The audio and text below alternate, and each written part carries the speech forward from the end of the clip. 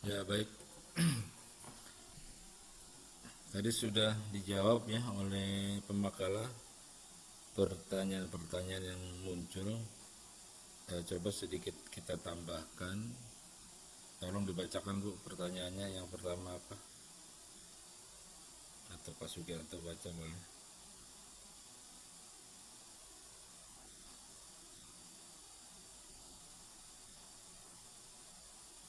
Untuk yang pertanya, untuk yang pertama itu pertanyaan dari Kak Radiah.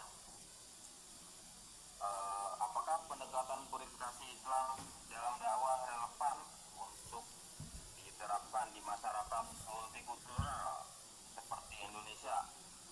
Dan bagaimana cara membedakan antara budaya lokal yang dapat diterima dengan yang dianggap menyimpang dari ajaran Islam menurut pendekatan purifikasi? Ya, itu pertanyaan yang bagus ya.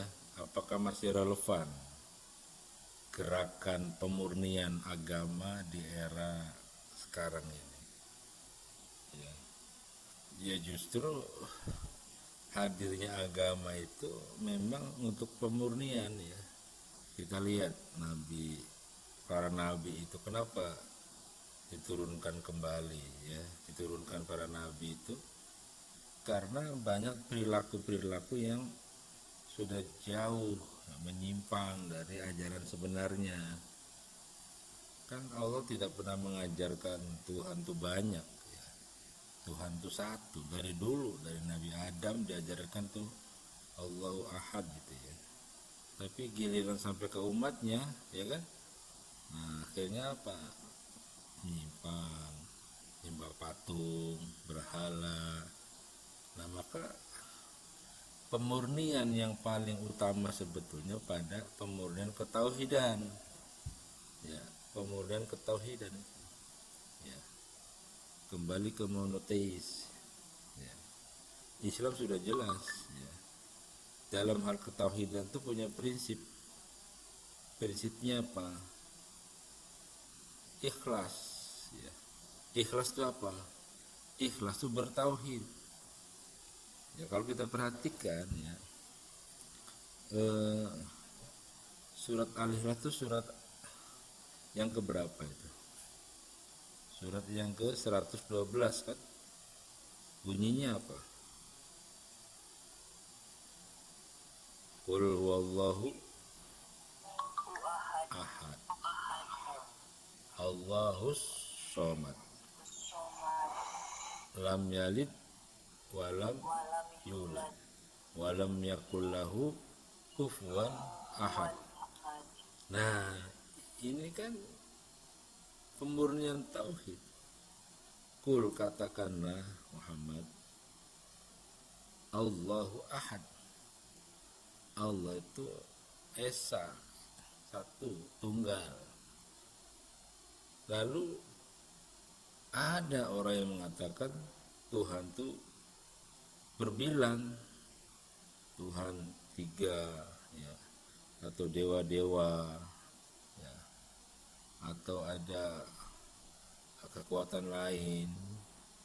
Nah itu sudah penyimpangan itu, sehingga harus kembali kepada ketauhidan yang murni ya. Allah itu ahad ya. Tapi di muka bumi ini banyak ya orang-orang yang menganggap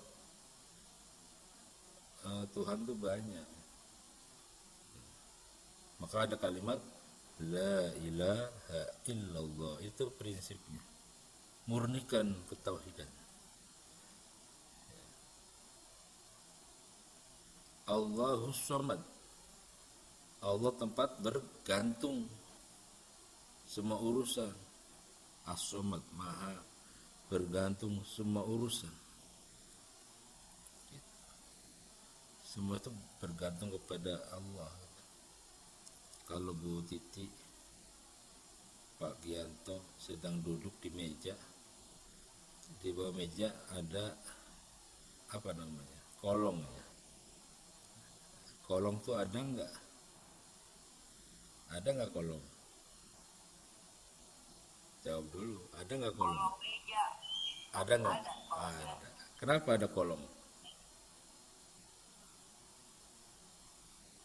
Karena dibuat. Mejanya yang dibuat. Iya, karena kalau ada atas ya Ustaz. Wah, iya. Kita duduk di meja. Di bawah meja ada kolong. Kenapa ada kolong? Karena ada meja. Coba meja diangkat. Kolongnya kemana? Hilang. Iya, ngikut. Ya, iya. Jadi ini teori keberadaan. Teori keberadaan makhluk semesta ini. Ya. Kenapa kita ada? Karena ada yang maha ada. Jadi kita ini pantulan ya. Keberadaannya yang nisbi. Dulunya nggak ada. Yang lahir tahun 80 berarti tahun 70 sudah ada belum? Belum ada. Ya. Jadi masa adahr ya. Masa yang nggak bisa disebut. Nah lalu misalkan meninggal ya di tahun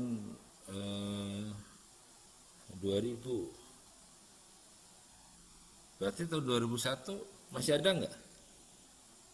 Sudah nggak ada. Iya. Nggak ada. Awalnya tidak ada, lalu diadakan, kembali tidak ada, kan gitu. Secara materinya. Nah ini menunjukkan bahwa semua itu as-samad, bergantung kepada Allah. Jadi kalau ada orang mengatakan, wah saya nggak Tuhan tidak ada. Ya kalau bilang tidak ada, kenapa kamu bicarakan? Berarti kan ada. Iya. Kalau kita bikin bilangan dari atas ke bawah, habis 5, 4, habis 4, 3, 3 turun 2, habis 2, 1, habis 1 apa Bu? Hah? Habis 1 apa? 0. 0 tuh ada nggak?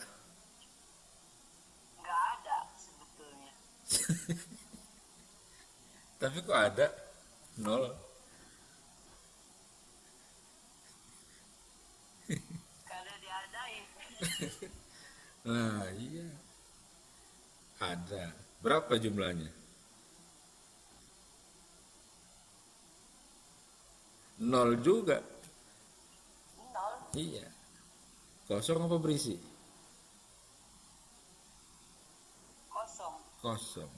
Kalau kosong ada nggak? Tidak ada. Ya ada. Apa? Ya kosong. Ada. Oh, kosong. Jadi yang kosong tuh ada kan? Ada. Yang kosong tuh ada. Apa adanya? Ya kosong. Nah makanya nilai kekosongan itu supaya punya nilai jangan sendirian. Harus menyatu dengan yang Maha Satu, Maha Esa. Baru bernilai dia. 1 dan 0, 10. Nah, 0-nya berfungsi. Tambah 02, 1000. Tambah bernilai. 1.000.000. Iya. Oh. Jadi yang kosong-kosong itu akan terasa berisi ketika dengan yang satu. Nah manusia ini kan kebanyakan kalau nggak mau dengan yang satu, ya hidupnya kosong, nggak berarti apa-apa, nggak dianggap. Makanya orang-orang yang kemudian memurnikan ketauhidannya hanya kepada Allah, maka makin teguh dia, sandarannya kuat. Allahus Samad, lam yalid walam yulad, tidak beranak dan tidak diperanakan. Kenapa ada kalimat ini? Ya karena masih ada tuduhan dari manusia itu Tuhan punya anak, itu masalahnya. Ya. Ada anggapan begitu. Sampai sekarang masih ada nggak begitu? Masih, Iya. Ustaz. Jadi kan nggak murni itu. Misalkan